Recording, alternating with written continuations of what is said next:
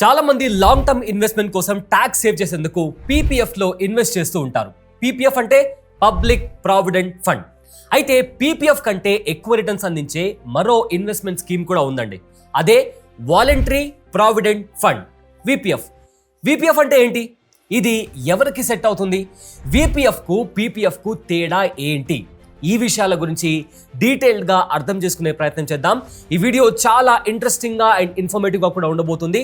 And in fact చాలా మందికి వీటి గురించి ఉండే డౌట్స్ గురించి కూడా ఒక క్లారిటీ వచ్చే అవకాశం ఉంది. సో స్కిప్ చేయకుండా ఎండ్ వరకు చూడండి. హాయ్, నా పేరు Abule Sayyed. You're watching Bosswala. First, let's talk about PPF. Public provident fund long term investment కోసం చాలా మంచి స్కీమ్ అండ్ చాలా సేఫ్ అని కూడా చెప్పుకోవచ్చు. పీపీఎఫ్ అకౌంట్ ఓపెన్ చేయడానికి వయసుకు సంబంధించి ఎలాంటి రూల్ లేదండి. ఏ వయసు వ్యక్తి అయినా ఆ అకౌంట్ ఓపెన్ చేయొచ్చు.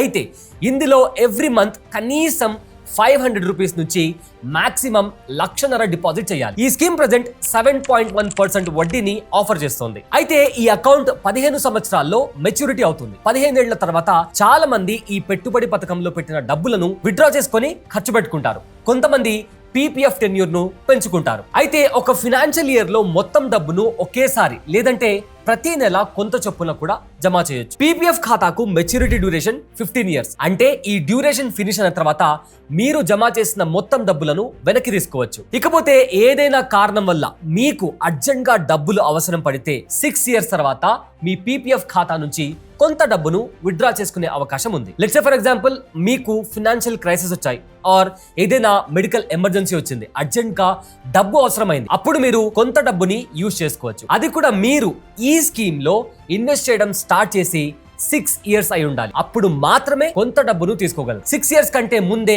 ఆ డబ్బుని మీరు తీసుకోలేరు. ఇంకో ఇంపార్టెంట్ పాయింట్ చెప్పాలండి. డబ్బులను విత్డ్రా చేసుకునేటప్పుడు మీ ఖాతాలో డిపాజిట్ చేసిన మొత్తం అమౌంట్ ని బట్టి విత్డ్రాల్ లిమిట్ అనేది డిసైడ్ చేస్తారు. ఇంకో పాయింట్ ఏంటి అంటే మెచ్యూరిటీకి ముందే మీరు మీ పీపీఎఫ్ ఖాతాను క్లోజ్ చేయాలి అనుకుంటే మీకు వచ్చే వడ్డీ తగ్గే అవకాశం ఉందండి. అందుకే ఈ ఖాతా నుంచి డబ్బు విత్డ్రా చేసుకునే ముందు కాస్త జాగ్రత్తగా ఆలోచించి డెసిషన్ తీసుకోవాలి. ఇదండి పీపీఎఫ్ గురించి కాస్త బ్రీఫ్ ఎక్స్ప్లెనేషన్. మరి విపిఎఫ్ అంటే ఏంటి? ప్రతి నెల ఉద్యోగుల జీతం నుంచి ఎంప్లాయీస్ ప్రావిడెంట్ ఫండ్ డబ్బులను డిడక్ట్ చేస్తూ ఉంటారు. అయితే ఈపీఎఫ్ లో ఇన్వెస్ట్ చేసేందుకు ఇంకో సేఫ్ ఆప్షన్ కూడా ఉందండి. అదే వాలంటరీ ప్రావిడెంట్ ఫండ్. దాన్నే విపిఎఫ్ అని కూడా అంటారు. దీని నుంచి కూడా మంచి రిటర్న్స్ పొందే అవకాశం ఉంది. అయితే శాలరీ తీసుకునే ఎంప్లాయీస్ తమ ప్రావిడెంట్ ఫండ్ కాంట్రిబ్యూషన్ కు అదనంగా పెట్టే పెట్టుబడే ఈ వాలంటరీ ప్రావిడెంట్ ఫండ్. ఇంకా సింపుల్ గా చెప్పాలి అంటే ఈపీఎఫ్ అనేది ఎంప్లాయీ నుంచి మ్యాండేటరీగా జమ చేసే వాటా అయితే విపిఎఫ్ అనేది వాలంటరీ అంటే మనకు మనంగా తీసుకునేది. సో మీ శాలరీ నుంచి డిడక్ట్ చేయాల్సిన 12% మొత్తాన్ని తీసివేసిన తర్వాత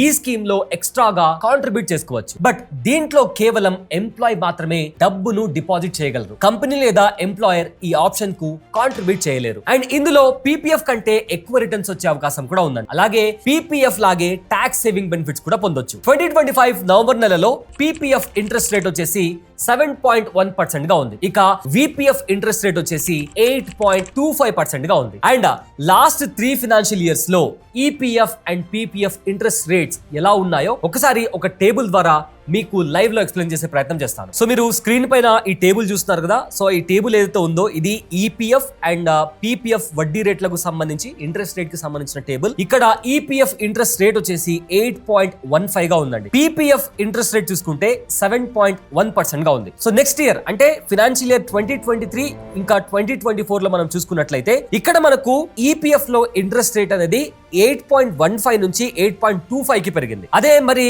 ఇక్కడ పీపీఎఫ్ ఇంట్రెస్ట్ రేట్ చూసుకుంటే 7.1% గానే ఉంది. అంటే గత 2022-2023 ఫినాన్షియల్ ఇయర్ లో ఎంతైతే ఇంట్రెస్ట్ రేట్ ఉందో నెక్స్ట్ ఇంకొకసారి 2023-2024 ఫినాన్షియల్ ఇయర్ లో కూడా అంతే ఉంది. అంటే 7.1% మాత్రమే ఉంది. ఇక మనము ఇప్పుడు ప్రజెంట్ నడుస్తున్న ఫినాన్షియల్ ఇయర్ అంటే 2024-2025 ఫినాన్షియల్ ఇయర్ లో interest rate EPF interest rate విషయానికి వస్తే 8.25 ఉంది. అంటే గత సంవత్సరం లాస్ట్ ఫినాన్షియల్ ఇయర్ లో ఎంతైతే ఇంట్రెస్ట్ రేట్ మనకు ఉందో ఇప్పుడు కూడా 8.25 ఇంట్రెస్ట్ రేటే ఈపీఎఫ్ కి ఉంది. నెక్స్ట్ వచ్చేసి మనం పీపీఎఫ్ కి ఇదే సంవత్సరంలో ఈ ఫినాన్షియల్ ఇయర్ 2024-2025 లో మనకు పీపీఎఫ్ ఇంట్రెస్ట్ రేట్ వచ్చేసి 7.1% మాత్రమే ఉంది. సో ఇక్కడ మీరు తేడా చాలా ఈజీగా చూడొచ్చు. లాస్ట్ 3 ఫినాన్షియల్ ఇయర్ మనం చూస్తున్నట్లయితే 2022-2023, ఆ తర్వాత 23-24, ఆ తర్వాత 24-25, ఈ 3 ఫినాన్షియల్ ఇయర్స్లో మనకు పీపీఎఫ్ ఇంట్రెస్ట్ రేట్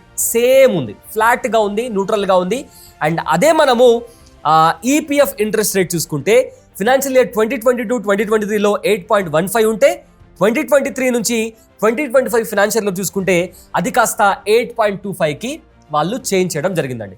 సో ఇక్కడ తేడా మనకు చాలా క్లియర్గా కనిపిస్తుంది. మనకు పీపీఎఫ్ లో వచ్చే ఇంట్రెస్ట్ రేట్ కన్నా ఈపీఎఫ్ లో వచ్చే ఇంట్రెస్ట్ రేటే ఎక్కువగా ఉన్నట్లు మనం ఈ డేటా ఆధారంగా మనకు చాలా క్లియర్ గా అర్థమవుతుంది. ఇక మన నెక్స్ట్ క్వశ్చన్, విపిఎఫ్ లో ఇన్వెస్ట్ చేయడం ఎలా? విపిఎఫ్ లో ఇన్వెస్ట్ చేయడం చాలా ఈజీ అండి. దీనికోసం మీ ఆఫీస్ లోని అకౌంట్ డిపార్ట్మెంట్ ఆర్ హెచ్ఆర్ ని కలిసి విపిఎఫ్ అకౌంట్ ని ఓపెన్ చేయొచ్చు. అయితే ఇందులో మీరు ఎవ్రీ మంత్ ఎంత మొత్తంలో డిపాజిట్ చేయాలనుకుంటున్నారో వాళ్లకు ఇన్ఫార్మ్ చేయండి.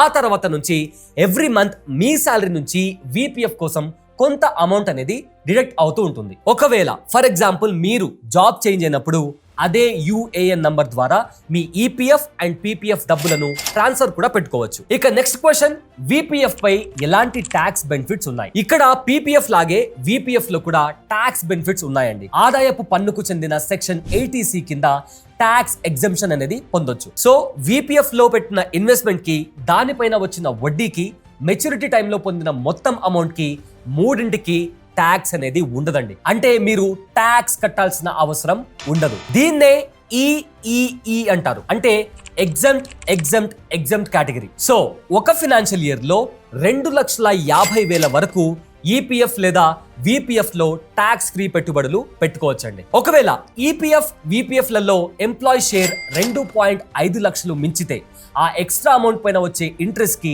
ట్యాక్స్ అనేది కట్టాల్సి ఉంటుంది. ఇకపోతే ఈపీఎఫ్ లో ఎంప్లాయీ షేర్ అనేది కంప్లీట్లీ ట్యాక్స్ ఫ్రీ. సో ఇప్పుడు మనం ఒక ఇంపార్టెంట్ పాయింట్ గురించి మాట్లాడుకోవాలి.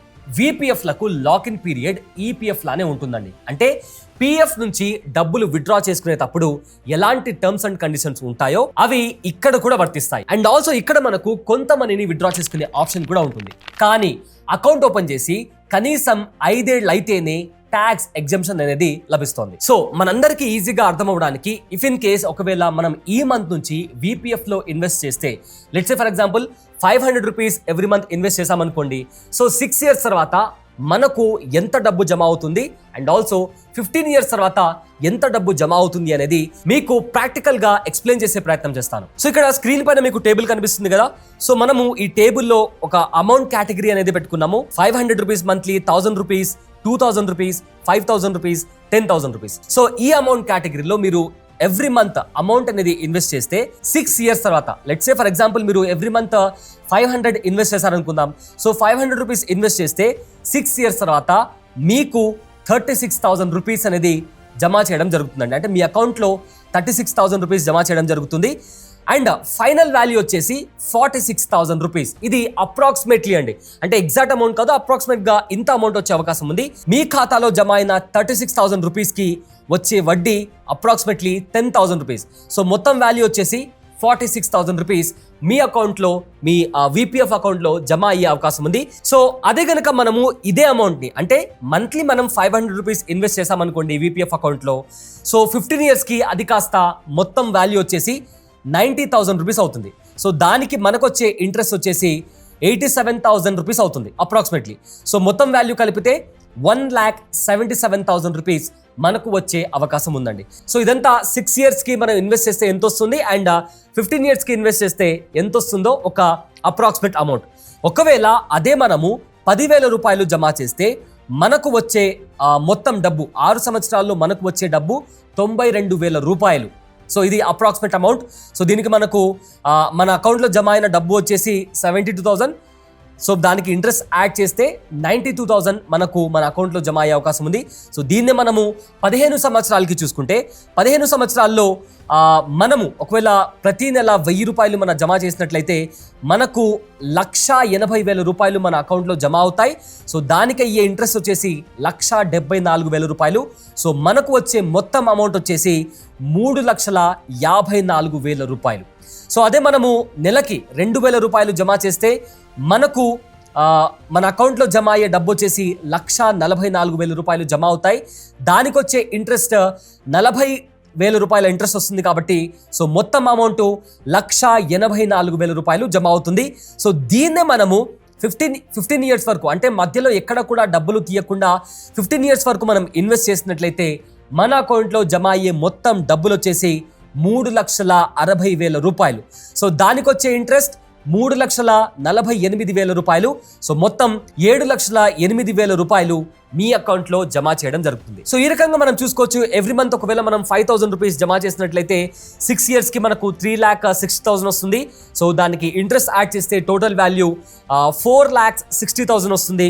సో ఈ రకంగా కంటిన్యూ చేస్తే మనం 15 ఇయర్స్కి కంటిన్యూ చేస్తే ఇదే అమౌంట్కి, అంటే 5,000 ఎవ్రీ మంత్ మీరు ఇన్వెస్ట్ చేస్తే 15 ఇయర్స్కి 17,70,000 మీ అకౌంట్లో అప్రాక్సిమేట్లీ జమ అయ్యే అవకాశం ఉంది.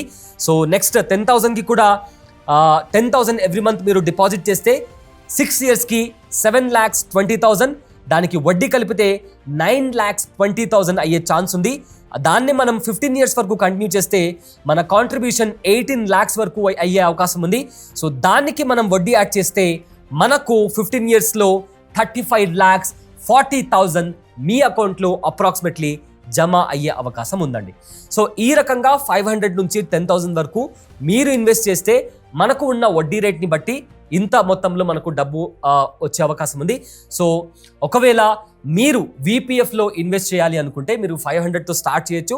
సో 500తో స్టార్ట్ చేస్తే మీకు 6 ఇయర్స్ తర్వాత 15 ఇయర్స్ తర్వాత ఎంత డబ్బు వస్తుందో ఈ టేబుల్ కూడా నేను కింద ఒక డాక్యుమెంట్ లాగా దాని లింక్ అనేది ప్రవేశపెడతాను, గూగుల్ లింక్ అనేది ప్రవేశపెడతాను. సో దాన్ని క్లిక్ చేసి మీరు క్యాలిక్యులేషన్స్ కూడా చూసుకోవచ్చు.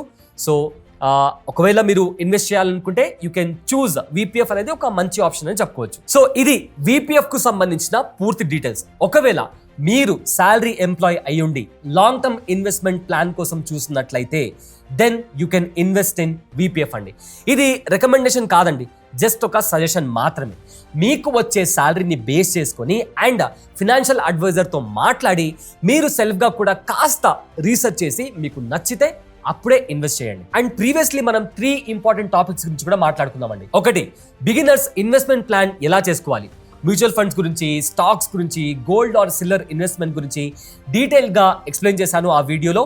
దాని లింక్ కింద డిస్క్రిప్షన్ లో మెన్షన్ చేస్తాను. ఇక రెండో వీడియో వచ్చేసి డిజిటల్ గోల్డ్ గురించి మాట్లాడుకుందామండి. లైక్ ఎందుకు సెబీ డిజిటల్ గోల్డ్ గురించి వార్నింగ్ ఇచ్చింది, అసలు డిజిటల్ గోల్డ్ లో ఇన్వెస్ట్ చేయడం మంచిదా కాదా, వీటికి సంబంధించి చాలా క్లియర్ గా వీడియోలో మాట్లాడుకుందాం.